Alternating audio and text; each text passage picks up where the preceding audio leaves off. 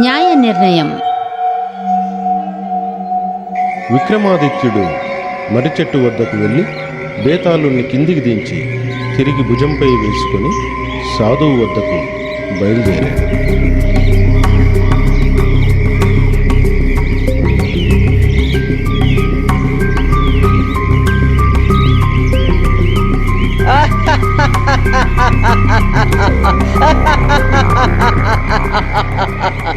రాజా విక్రమార్క, నా దృష్టిలో నీవు సాధువుకు త్రికరణ శుద్ధిగా సహాయపడుతున్నావు.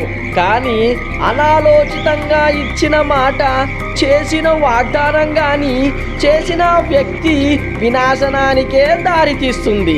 ఈ విషయం తెలుసుకోవడానికి ఒక కథను చెబుతాను, శ్రద్ధగా విను. కథను వినిపించు.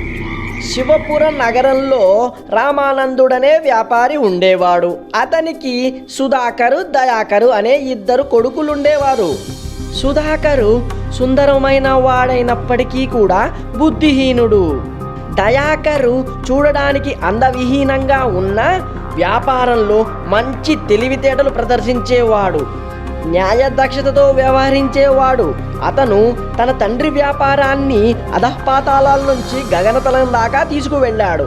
అదే నగరంలో ఇంకో వ్యాపారి ఉండేవాడు. అతనికి ఇద్దరు కుమార్తెలు, రమ, శోభ. ఇద్దరి కుమార్తెల వివాహము రామానందుని ఇద్దరి కొడుకులకిచ్చి చేయాలని నిశ్చయించుకున్నాడు. రమ సుధాకరునితో వివాహానికి అంగీకరించింది. అనాకారితత్వాన్ని అసహ్యించుకొని అతనితో వివాహానికి అంగీకరించలేదు. కానీ శోభ దయాకరుని అనాకారితనాన్ని అసహ్యించుకొని అతనితో వివాహానికి అంగీకరించలేదు. మర్ది గారు, నా చెల్లెలు శోభ మిమ్మల్ని వివాహం చేసుకోవడానికి అంగీకరించలేదు. అందువల్ల మీరు ఆమె పట్ల కోపాన్ని పెంచుకున్నారు. అందుకని నా పట్ల కూడా మీరు అయిష్టతతో ఉన్నట్లు నాకు అనిపిస్తుంది. నన్నేం చేయమంటారు చెప్పండి? శోభ నా చిన్న చెల్లెలు. ఆమె భవిష్యత్తు పట్ల నేనెంతో విచారిస్తూ ఉంటాను. వదినమ్మ, మీరు మీ మనసు నుండి భయాన్ని తొలగించండి. మీరు భయాన్ని వీడి నిశ్చింతగా ఉండేందుకు నన్నేం చేయమంటారో సెలవియ్యండి. ఆస్తిలో సగం వ్యాపారాన్ని, సగం సంపదను మీ అన్నయ్య సుధాకర్ని పేరుపై వీల్నామా వ్రాయండి. వదిన, సగం మాత్రమే ఎందుకు? మొత్తం వ్యాపారాన్ని, మొత్తం సంపదను సుధాకరుని పేరుపై వ్రాసివ్వడానికి నేను సిద్ధం. అలాగా? పాపం దయాకరుడు వదినకు మాట ఇవ్వడమే కాక మొత్తం సంపద, వ్యాపారాన్ని అంతా కూడా సుధాకరునికి చెందేటట్లుగా వీలు రాయించాడు. ఒక్కసారిగా పెద్ద మొత్తంలో సంపద వచ్చి పడడంతో రమా సుధాకరులకు ఆశ పెరిగిపోయింది. కళ్ళు నెత్తికెక్కాయి. ధనాహంకారంతో దయాకరుణ్ణి చిన్న చూపు చూడడం మొదలుపెట్టారు. అన్నా వదినలు నా పట్ల అమర్యాదగా ప్రవర్తిస్తున్నారు. వీరిని భరించడం కన్నా నేను ఇల్లు విడిచి వెళ్ళడం ఎంతో ఉత్తమం. వదిన, నేను బయలుదేరుతాను. చూడు, ఈ విషయం మా ప్రతిష్టకు సంబంధించింది. నీవు ఇల్లు విడిచి వెళ్ళిపోతే అందరూ మమ్మల్ని నానా మాటలు అంటారు. మేము నిన్ను ఇంటి నుండి తరిమేశామని మమ్మల్ని నిందిస్తారు. అందుకని మాతో పాటు ఇక్కడే ఇంట్లో ఉండాల్సిందే. వదిన, మీరు మరీ మూర్ఖంగా ఆలోచిస్తున్నారు. నా గురించి ఎవరైనా అడిగితే నేనే మనస్ఫూర్తిగా మొత్తం ఆస్తిని రాసిచ్చానని చెప్పండి. నేను నా తెలివితేటలతో ధనాన్ని సంపాదించడానికి వెళ్తున్నాను. ధనవంతున్నయ్యాకే నేను తిరిగి వస్తాను. ఇక శోభ ద్వారా జరిగిన అవమానం అంటారా? నేను ఆమె కన్నా అందమైన యువతినే వివాహం చేసుకుంటాను. రాజా, వింటున్నావా? దయాకరుడు ఈ ప్రతిజ్ఞ చేసి ఇంటి నుండి వెళ్ళిపోయాడు. దయాకరుడు ఆ విధంగా అడవిలో ప్రయాణం చేస్తూ ఆకలి దప్పికలతో ఇటు అటు తిరుగుచుండగా అతనికి ఇద్దరు వ్యక్తులు గాయాల పాలై ఒక చెట్టు కింద పడి ఉండడం గమనించాడు. వారి ధనాన్ని దొంగలు దోచుకొని కొట్టి పారవేశారు. ఓ యువకుడా, నీ పేరేమిటి? నా పేరు దయాకరుడు. నేను శివపురానికి చెందిన వ్యాపారి రామానందుని కుమారుడను. నా తండ్రి స్వర్గస్థులైన పిదప మొత్తం ఆస్తిని మా అన్నకు రాసిచ్చాను. నేనే కష్టపడి ధనం సంపాదించుకుంటానని ప్రతిజ్ఞ చేసి ఇంటిని వదిలి వచ్చాను. నా పేరు రత్నస్వామి. ఇతను కుసుమకరుడు, నా సేవకుడు. నా వ్యాపారం దేశమంతటా ప్రసిద్ధిగాంచినది. నా వ్యాపారం చూసుకోవడానికి భగవంతుడు నాకు మగపిల్లలను ఇవ్వలేదు. నీవు మాకెంతో సహాయం చేశావు. అందువల్ల నీవు మా వెంట వచ్చి నా వ్యాపారాన్ని చూసుకో. నీకు ఇల్లు వ్యాపారంలో భాగాన్ని పంచిస్తాను. రాజా దయాకరుడు వ్యాపారి సలహాను అంగీకరించాడు. అతని వెంట బీజుపూర్కి వెళ్ళిపోయాడు. కుసుమాకరుని కుమార్తె మనోరమ. ఆమె సౌందర్యవతి. దయాకరుని తెలివితేటలకి, కష్టపడే స్వభావానికి ఆకర్షితురాలై మనస్సులోనే అతన్ని ప్రేమించసాగింది. ఇంకోవైపు రత్నసాగరునికి అందహీనమైన కుమార్తె. ఆమె పేరు రాజవతి. ఆమె కూడా దయాకరుని ప్రేమించి పెళ్లి చేసుకోవాలనుకుంది. ఆ ఇద్దరు స్నేహితురాళ్ళు కలిసి మాట్లాడుకున్నప్పుడు తమ మనసులో మాటల ద్వారా వారిద్దరి మనసులో వ్యక్తి ఒకరేనని తెలుసుకుంటారు. అక్కడ మనోరమ తన మనసులో ఈ విధంగా ఆలోచించసాగింది. నేనొక సుందరమైన యువతిని, కానీ ఆ దయాకరుడు అంత అందమైన వాడు కాదు. అతను తప్పక నా ఈ వివాహ ప్రస్తావనను తిరస్కరించలేడు. రాజా, అక్కడ రాజవతి ఆలోచన కూడా విను.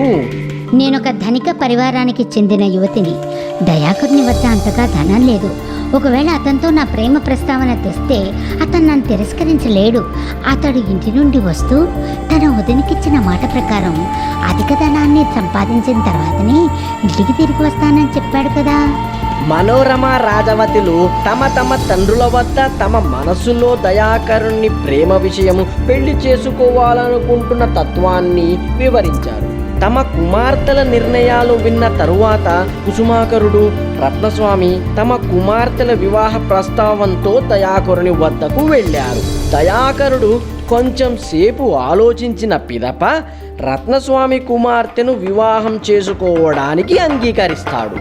కొద్ది రోజుల తరువాత రాజవతి దయాకరుల వివాహం రంగరంగ వైభవంగా జరుగుతుంది.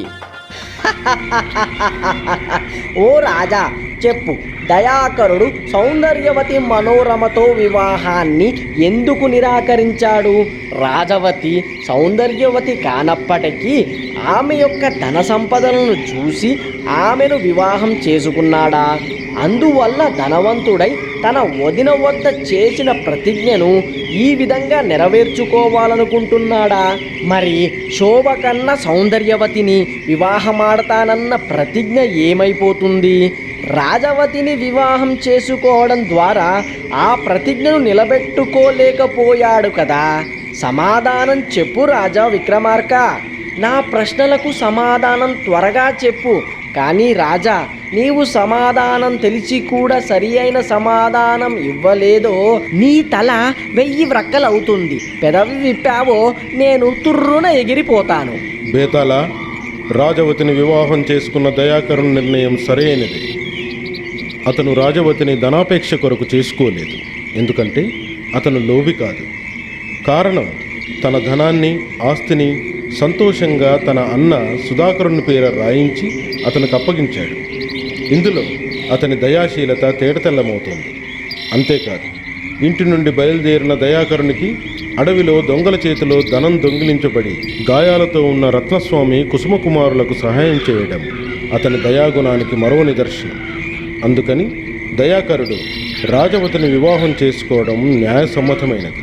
దయాకరునికి తన కర్తవ్య నిర్వహణపై పూర్తి నమ్మకం ఉంది. మనోరమ గొప్ప సౌందర్యవతి అన్న విషయం అతనికి తెలుసు. అందువల్ల ఎవరైనా ఆమెను వివాహం చేసుకునేందుకు ఇష్టపడతారు. కానీ రాజవతి ఒక సాధారణ రూపం కలిగిన స్త్రీ. ఆమెను పెళ్లి చేసుకునేందుకు అంత తొందరగా ఎవ్వరూ ముందుకు రారు. అందువల్ల రాజవతిని వివాహం చేసుకుని తన ధర్మాన్ని పాటించాడు. ఇక శోభ కన్న సౌందర్యవతిని వివాహమాడతానన్న అతని ప్రతిజ్ఞ విషయానికి వస్తే, అతడు ఆ విషయాన్ని అనాలోచితంగా ఆగ్రహంలో ఉండి తొందరపడి చేసినది మాత్రమే. మంచి ఆలోచన, విచక్షణ ఇప్పుడు అతని నిర్ణయాన్ని మార్చివేశాయి. ధర్మంగా అతడు రాజవతిని వివాహం ఆడాడే కానీ మనోరమకు అన్యాయం చేయాలని కాదు. రాజా విక్రమార్క, మీరిచ్చిన సమాధానంతో నేను పూర్తి సంతృప్తుడనయ్యాను. ఎందుకంటే మీరు నాతో మాట్లాడారు. అందువల్ల నేను మర్రి చెట్టు వద్దకు ఎగిరిపోతున్నాను.